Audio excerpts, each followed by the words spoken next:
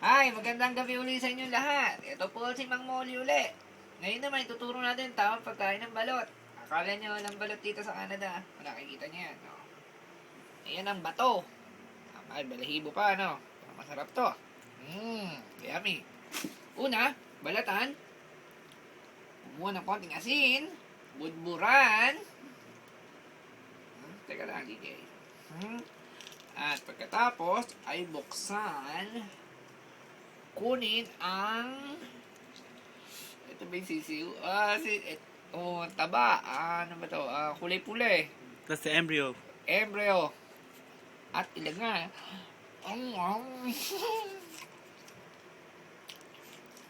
Yummy. Ito ba marami balo? Okay na. Okay na, balik mo na doon.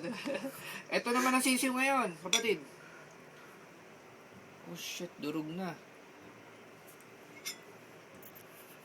Kuuli ng asin.